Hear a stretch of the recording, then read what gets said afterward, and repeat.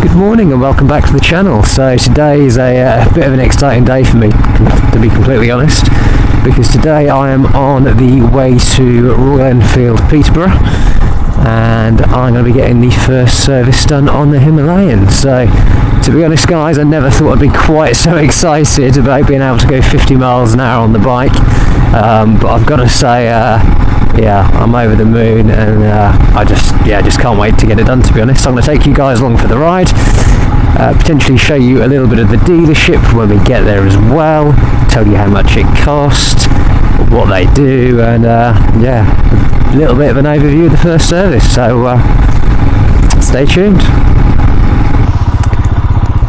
Okay, here we are, Royal Enfield Peterborough. I've changed the showroom around. Last time I came here they used to have BMW and Enfield together, but looks as though they've changed the showroom a little bit, so park up, have a chat to the guys inside, and see what bikes they've got in there. So I popped in to see the guys at Enfield, and it turned out that the other building that I was talking about is solely for the sale of BMWs now, and it's the service side as well of Royal Enfield Peterborough, and the site I'm at currently is the completely to do with sales of the Enfields. First bike in shot, red and white Scram, really interesting bike. I do hope to ride one at some point.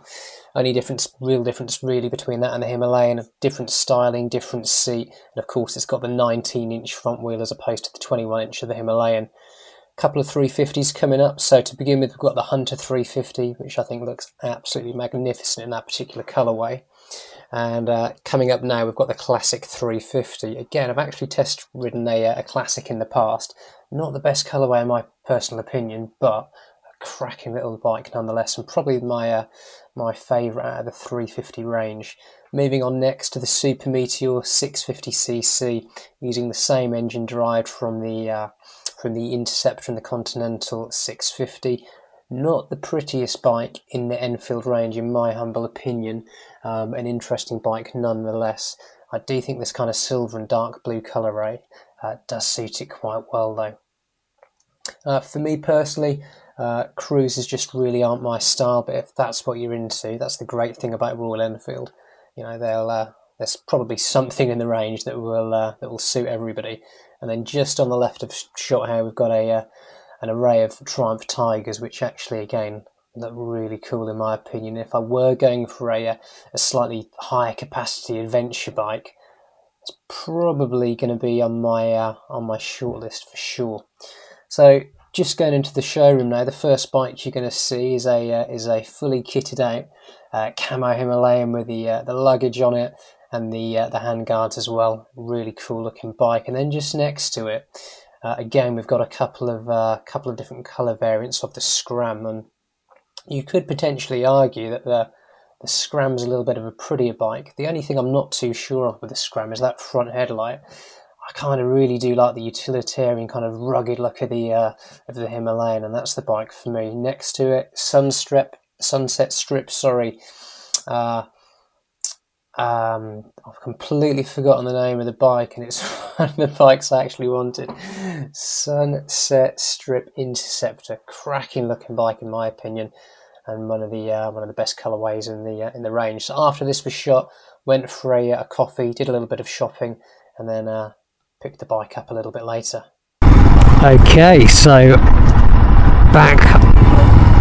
on the way back from Peterborough, through the little village of Thorney, and oh boy, what a long day it's been. So I woke up at 6 AM this morning, left shortly after 7, and it took us a little over 2 hours to get to the dealership this morning because we went the back roads.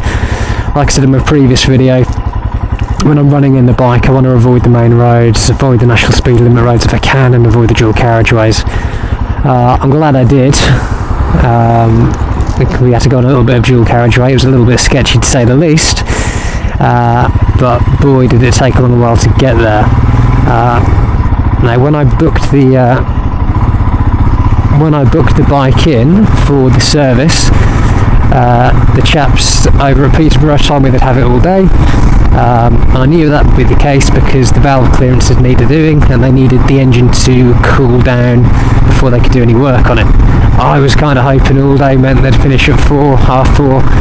Unfortunately not. I gave them a call about 4:15. No, the bike will be ready at 5:30, and I didn't end up leaving the dealership until about 5:45.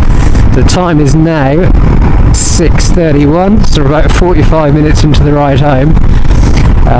So yeah, a long old day, and after driving back from Southampton, not from our honeymoon yesterday, I'm in need of a beer and a lie down, to say the least, and then back to work tomorrow. But anyway, enough about my life. What did they do on the first service? Well, as I've already alluded to,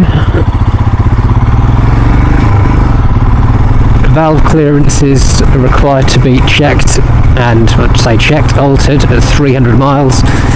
And then the next service after this will be the 3,000 mile service, and they're going to need adjusting again then. So the three main things they really do: valve clearances, oil change, filter change, and that's pretty much it. Charged me £220 for the privilege, but it's a main dealer, it's a first service, and I appreciate that's where the dealers make the bulk of the money, so it is what it is. I'll be going back to them until she is out of warranty.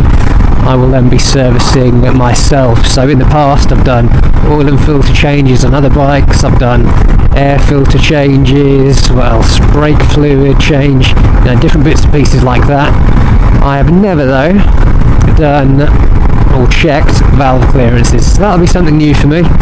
So I'm going to do a little bit of research on the matter.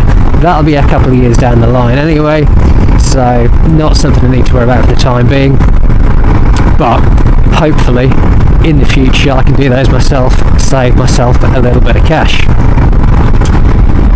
So how does the bike feel since the first service? In all honesty, no different whatsoever. I think sometimes you can do an oil change on a bike and perhaps it does feel a little bit fresher if it's been a while since it's been changed, a little bit peppier, but to be completely honest, I can't tell any change with this whatsoever. But it was running absolutely perfectly before, so that is of course a good thing.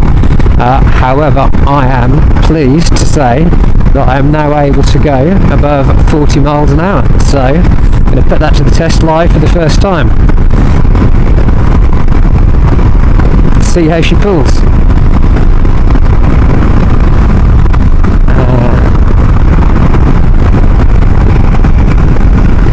And it is so nice to be able to do that, because I haven't been able to for the first 300 miles. And I'm not going to be going around 50 miles an hour everywhere I go, that's for sure.